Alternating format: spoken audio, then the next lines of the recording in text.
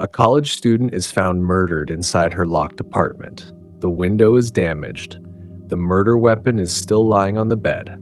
Only 4 people have keys to the apartment, and one of those 4 people has a motive. At first, investigators think they may have a straightforward murder case, but then the suspects start changing their stories. A man who was supposedly out of town turns out to have been somewhere else. A woman connected to the victim appears to have a motive. A television show later gets involved and points investigators toward a suspect. And after nearly 2 decades, the case finally reaches a courtroom. But here's the problem. Even after all of that, people still cannot agree on what actually happened inside Anita Knutson's apartment during the early hours of June 3rd, 2007. Was the right person arrested? Did the evidence prove murder? Or did investigators build a case around a theory that could never truly explain every detail? Because the deeper you go into this case, the more unsettling it becomes. The crime scene doesn't seem to tell one clear story. The suspects don't give investigators one clear story. And even the people who eventually believed they knew who killed Anita couldn't completely answer one question. How did the killer get inside? Before we get into the details, I want you to pay close attention to the timeline in this case, because one small detail about where a certain person was that weekend would become incredibly important years later. And by the end, I want to know what you think. Was this a case of investigators finally catching Anita's killer, or did they convict someone because the evidence looked convincing enough? At first glance, it looks straightforward. A college student is found murdered inside her apartment. Police identify suspects, investigators chase leads, eventually somebody gets arrested. Case closed. The usual shite, you know the drill, I ain't gots to explain it to you. Except that's not what happened. Because even today, after years of investigations, national television coverage, thousands of pages of reports, and an actual murder trial, there are still people who disagree about what happened inside that apartment during the early hours of June 3rd, 2007. Buckle up, buckaroos. The case of Anita Knutson is simply a locked room mystery. A college girl found murdered inside her own locked apartment. Only 4 people had a key. One of those 4 people had a grudge. But this story has way more twists and turns than that.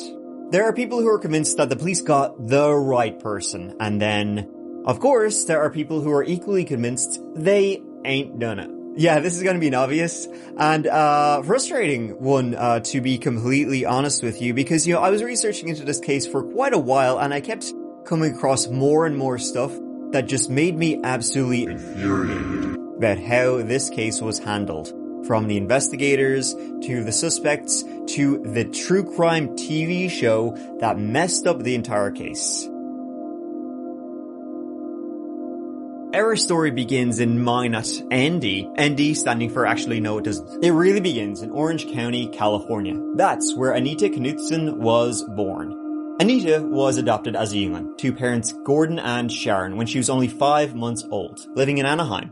One of 3 kids, all adopted. When she was 15 in the year 2002, she was moved to Butte, North Dakota, her dad's hometown, where she went to high school. She was very involved in local programs, sports, soccer, violin, drugs awareness. What didn't she do? I'll tell you one thing she didn't do. That was not write a book. She in fact wrote and published a book when she was in 8th grade. She was living in Butte, and what a view. This is Anita Knutson reporting live from North Dakota.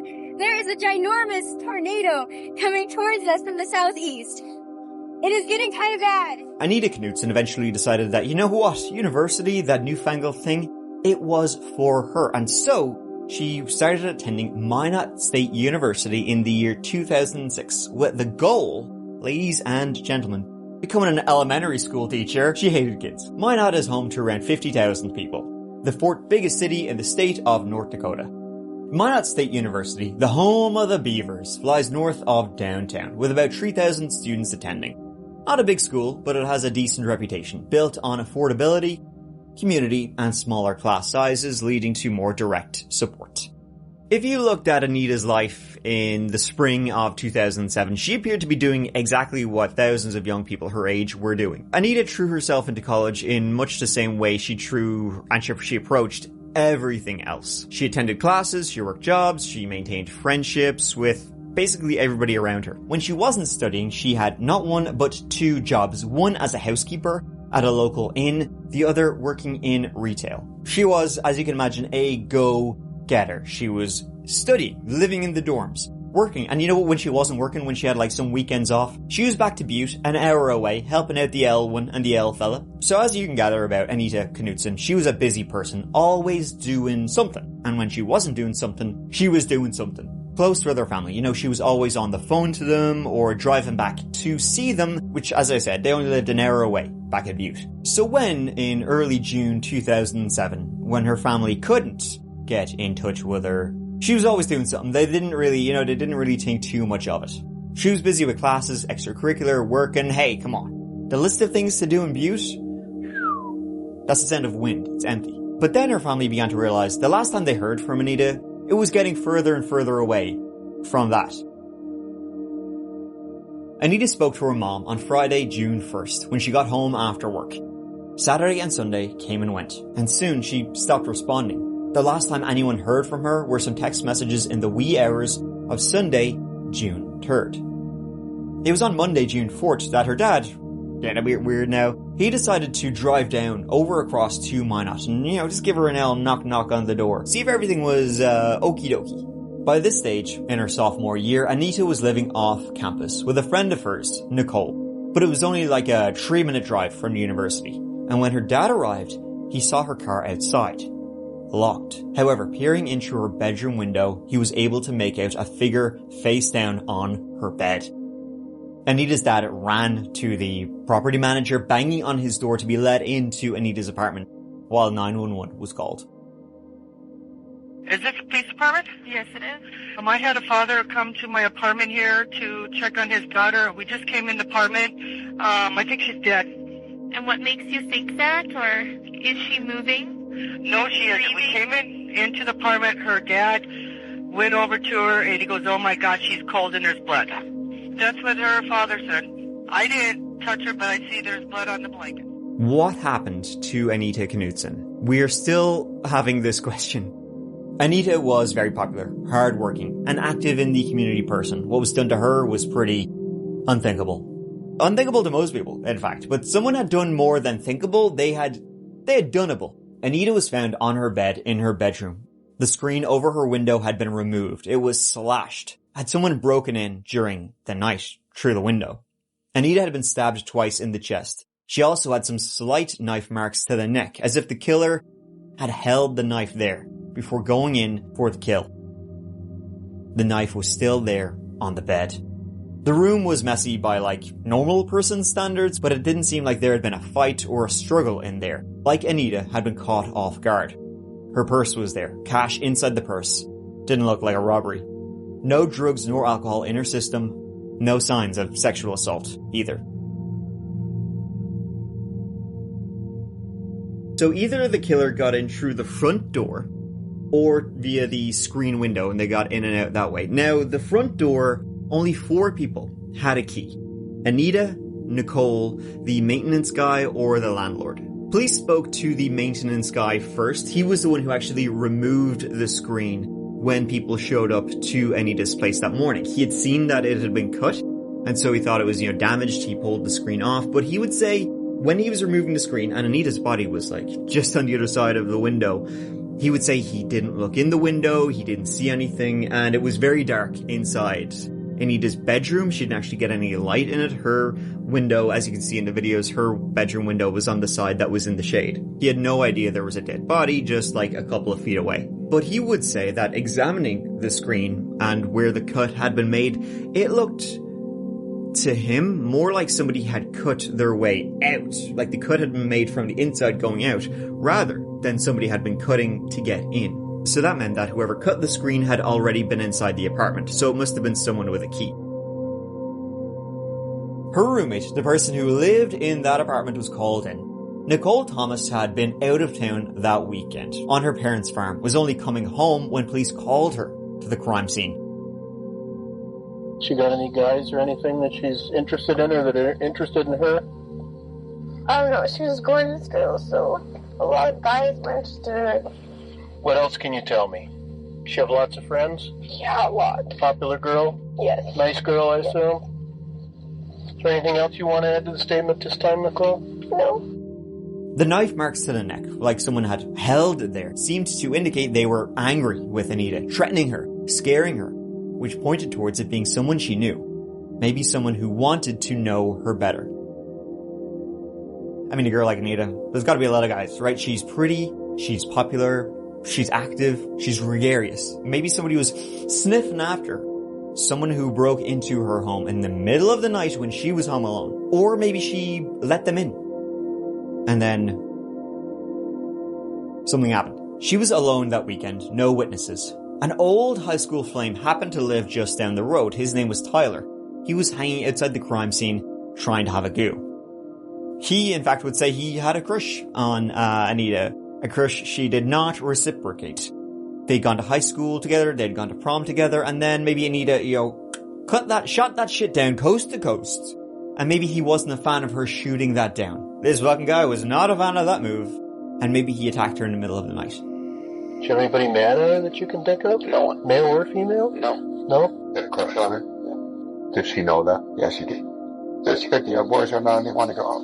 Were your father fed attack that she didn't like you or didn't want to go out with you? No. Seriously? Yeah. That did hurt your feelings or? Or how about the last time anybody had heard from her? The last time anybody heard from her was in the early morning hours of Sunday, June 3rd at around 5 a.m. So pretty damn late. She was texting a boy. She was texting a fella named Michael. Good name. Was she texting him to, hey, come on over? And she got more than she was bargaining for. Michael, you came down here. Obviously, you heard the news about what occurred. Is that correct? Yeah. And you want to talk about Anita Knutson, who you said was a friend of yours. Is that correct?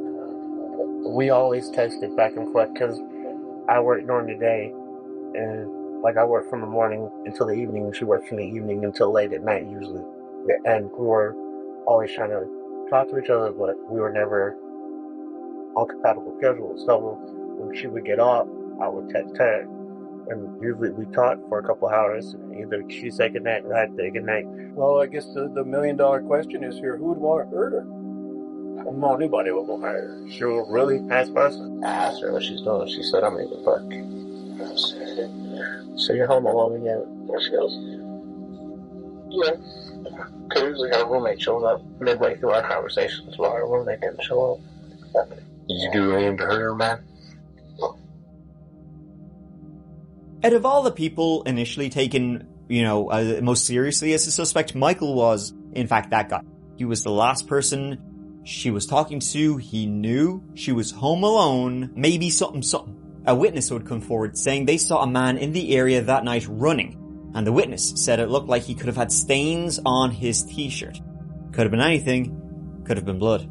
Now this running guy was later tracked down and they were found to be just exactly that. A jogger who goes for jogs at 5 a.m. He wasn't off his tits on some wacky shit. Anita was texting Michael at around 5 a.m. June 3rd, and then she suddenly stopped responding in the middle of texts. In fact, police could tell from her phone she didn't read the final text she got, so she was likely killed at around that time, but just probably not by that jogger. But in the rumor mill, one name kept it's a mill, so it goes around in a circle, and the name that kept coming up, sure, why not, was her roommate Nicole. Nicole, who was not there at the time, who Anita said wasn't there at the time. See, Anita and Nicole had lived together in their first year at Minot State, together on the dorms, but after a while they were like, here, this is shite. Let's get our own place together, so we can live off campus. But Anita and Nicole's friendship had been, friendship, drama, all that sort of shite. Even at Anita's funeral, Nicole's mom was giving Anita's mom, a grieving mother, she was giving her shit because her daughter was being treated as a suspect. Having a go at her at her daughter's funeral. What the fuck is wrong with you? Nicole's mom would refer to the murder victim as a fucking bitch. A fucking little see you next Tuesday. Lovely stuff. But being a bitch, many such cases. Finding evidence, 0. Now time would go by. Tips came and went. 40 construction workers who worked nearby were interviewed. Questions came and went. People moved. Folk died. Michael died. The maintenance guy died. Alibis went bye-bye. It was a weird time. It's kind of frustrating that there's just this coward out there that just won't come forward and tell us that one piece of information we need to solve this. I really feel somebody knows who did this. A man would be arrested for a burglary a couple of days after the murder, and the burglary was like just down the road. This guy who was arrested for the burglary, he had a history of breaking and entering, trying to assault women in their own homes. But he would be found to not have been in Minot at the time she was murdered. Forensics found at the scene were all contaminated and led nowhere. It seemed likely the case would remain unsolved. By the mid-2010s, Anita's case had become like sort of the exact sort of case TV shows, podcasts are looking into. It's a sort of mystery investigators like love to revisit and talk about different suspects and the whole yada yada yada. Make of that what you will. We'll be talking more about that as well. Her family were left devastated. 6 years after Anita's death, her brother died by his own hand. He never got over his sister's murder. Family and friends, though, never gave up hunting the killer. Actually, it's the weekend of the murder, it always, slightly changed. She was at her folks' farm. Oh, she was watching a movie with her sister. Oh, wait, no. She was actually watching a movie with her cousin. In fact, she wasn't at the farm the whole time. She did go drinking with a couple of friends in Minot over that weekend. Every story she told was just slightly askew. And they fought a lot. They were planning on going their separate ways. They did not get on as roommates. Anita would lock her door. Never, that's how much she didn't trust Nicole. For example, they would fight over 2 main things that would come up. 2 of the stupidest things you can imagine. One was Anita's alarm. Anita was still studying at MSU. Nicole had actually dropped out of college and was working, but she worked late. So Anita's alarm would go off in the morning, and that would wake up Nicole. And that infuriated Nicole, because she needed her Z's. Another thing that pissed them off was Nicole had a fish tank that Anita hated. Anita kept unplugging the fish tank and eventually all of Nicole's fish died. If that's true, shitty move. They fought over Nicole bringing boys home, which she apparently did on the reg. However, Nicole would say they never fought, just some minor roommate things, don't be freaking out. Texts, though, said otherwise. Nicole to Anita. Okay, so next time you leave and don't plan on coming back in the morning and lock your door, cause God knows I'm dying to get in there. Shut the fucking alarm off. Blah blah blah, moan moan moan.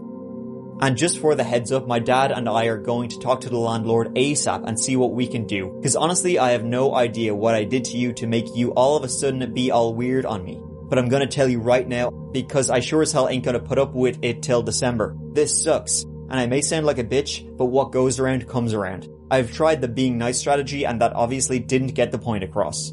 Have you tried the not texting like a dipshit strategy?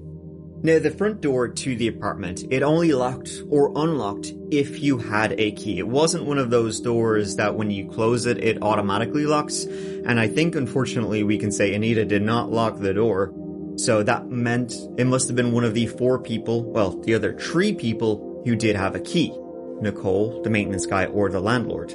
And regarding the screen window that had the slash in it, where the maintenance guy would say it looked like somebody had slashed it and maybe exited out the screen window, well, police would reenact that. Reenact going in and out via the screen window, and even through their reenactments, they would find it was impossible to go in or out via the screen window without tearing it more. There was no tears on the screen window when the police found it. Even with the smallest person, the window was so small, it just simply wasn't possible to enter or exit through the cut screen window. So that meant that the cut to the screen window, it was just done for show. Nobody had actually used it as an entry or exit point.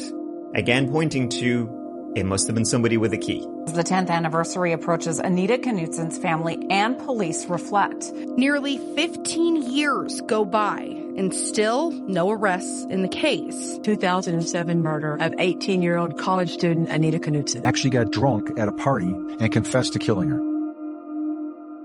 So new investigations plus new TV show led to some new things. New interviews were done, fresh tips came in, and a man came forward. He said that About a year or so, after Anita's death, somebody drunkenly confessed to him that they had murdered Anita. Can I shock you? That someone was Nicole. She got drunk and she told you that she killed Anita. Do you remember that? Correct, yes. I mean, she was belligerently drunk, and that's what was said, and there was multiple people that heard it, and then I tried to get her to say it when she was sober, but she wouldn't.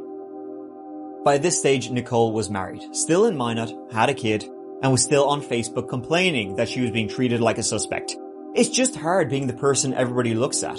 I'm that girl. I'm not a criminal. I'm a victim too. This has changed my life forever, and I still hurt. Well, she was definitely still feeling sorry for herself, and she was interviewed once again. Now it's over a decade since the murder. Has her story changed in all those years? Maybe.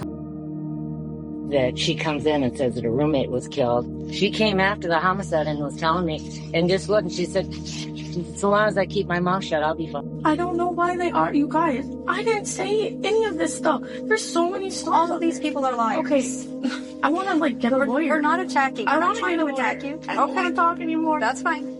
Then we're done. I haven't done anything. But with the story of the confession and all the rumors over the years, Nicole Rice, she was arrested and she was charged with Anita's murder. A circumstantial case, but a case. Now, we've seen plenty of cases where circumstantial evidence got the job done. But in those cases, the circumstantial evidence, it comes from different sources. Someone heard, they were seen, they had something on them, a little lie here and there, which all adds up and adds up. But in this case, all the circumstantial evidence comes from one place. She said, he said, I heard. Finally, with the help of cold justice, we were able to move forward and regain focus. Due to the resources, logistics, planning, and experts they were able to provide, we were able to obtain an arrest warrant for Nicole Rice. Klug revealing the department worked with the investigative team of Cold Justice, a series on the Oxygen True Crime Network. 34-year-old Nicole Rice pleaded not guilty to a double-A felony murder charge. Her plea came after a more than hour-long preliminary hearing. In March 2025, Nicole Rice went on trial. As you have heard, this has been a cold case. Ms. Rice was not charged with this crime until 2022, 15 years after it happened. It's a bit of the tortoise and the hare, slow and steady. Law enforcement took the time to make sure we're the right person. When this came to trial, the prosecution was saying that the bad blood between Anita and Nicole eventually led to Nicole murdering Anita, that the tension bubbled over into violence. Nicole had motive, she had access, one of the few who did, unless Anita let the killer in. However, the sort of literal key to this case is the fact that the door was locked when Anita was found, and the door only locks when you have a key. There was no defensive wounds on Anita, therefore she likely knew the killer. It was a surprise attack. Nicole allegedly confessed to multiple people, saying things that allegedly only the killer would know. That Anita was wearing a robe when she was killed. That the killer washed the knife in the sink after the murder. Nicole would say she saw Anita's body when, if she didn't kill her, there's no reason for her to have seen Anita's body. She was out of 10 when Anita was killed. Nicole also allegedly admitted to her aunt after they went out drinking in Minot.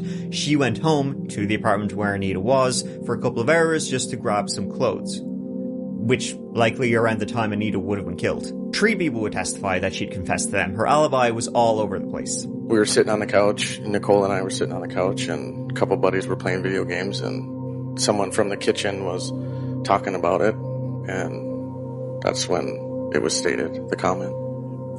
When what was stated? The comment was that from Nicole Rice, it was that she had did it, that she had killed Anita. Nicole said that? Yes. Okay. What did she tell you? That she had done it to her roommate. What did she specifically state to you? I'm not 100% word for word, but that she had gotten into an argument with her and had stabbed her. Do you remember what she told you the argument was about? An alarm clock. Did she give you any other details about her roommate? That she was wearing a white robe. And she specifically stated that she stabbed her roommate. Yes. Brenda, do you know the defendant, Nicole Rice? Yes, I do. How do you know her? She is my niece. And how are you related to her specifically?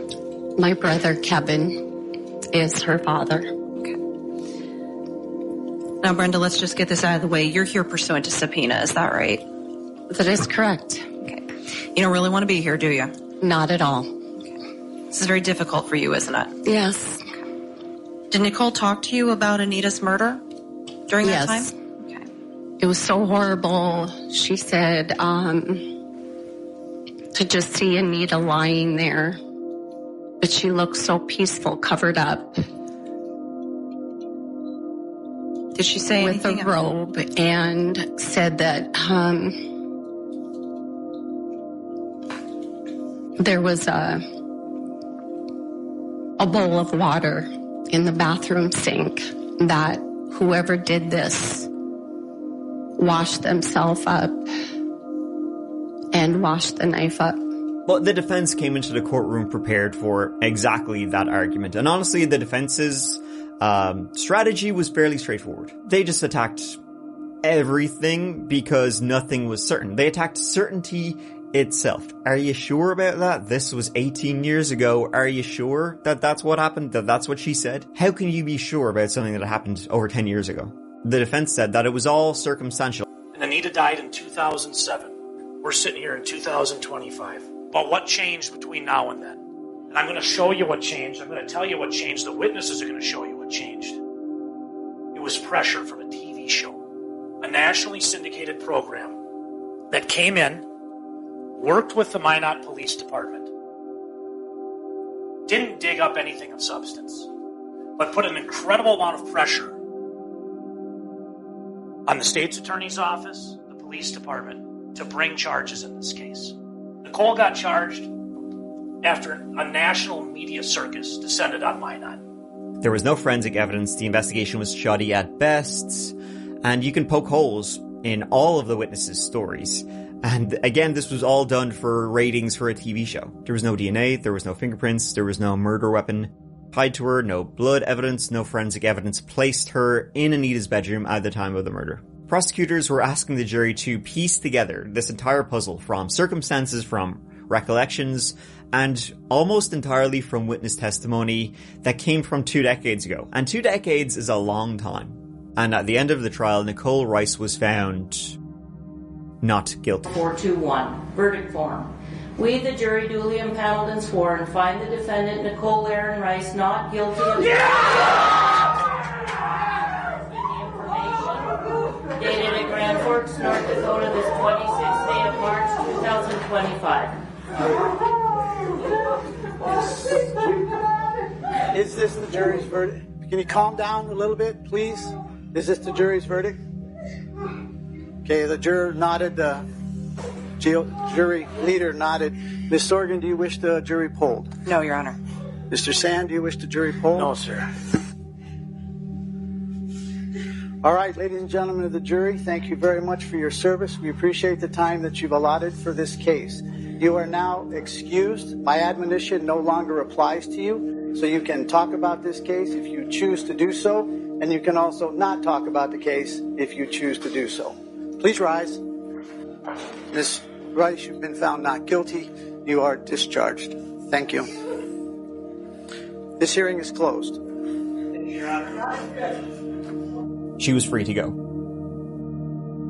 We do not know who murdered Anita Knutson. Legally, the case is over. The mystery is not over. But the thing is, even if they did find more information that conclusively proved that Nicole Rice murdered Anita Knutson, she could not be charged again. She could not be charged again with the same crime. What a load of shit on both sides. Did Nicole do it? I don't know. The prosecution honestly was pretty bad with what they were bringing forward. I likely would have voted not guilty, honestly, because, guilt beyond a reasonable doubt. And the entire case was based on what people think they heard at parties where they themselves were likely drunk, what their recollections from things that happened 20 years ago. To finish off, do I think Nicole did it? Probably. I probably do. Enough to say that, though, without a reasonable doubt, probably not. Now, I hear you barking, big dog. Do you? Do I remember drunken conversations from years ago? Sure, absolutely, we do. And if somebody told me they murdered someone, would I remember? Hell yeah. Would my drunken recollections be enough to convict someone solely on that? I don't know. And while the people, recollecting this may be sure as shit of what they heard, how do you? How do I? How would the jury know that for a fact? I don't think so. If the conclusion of somebody you were so sure it must have been, the only person who likely could have done it, is that they're not guilty, and that's what the jury read, and you cannot charge that person again, I mean, what's the win here? What's the justice here? Or maybe this is just one of those cases that's meant to be unsolved forever. Either way, Anita Knutson, she deserved justice. And her family deserve justice. They deserve better than uncertainty.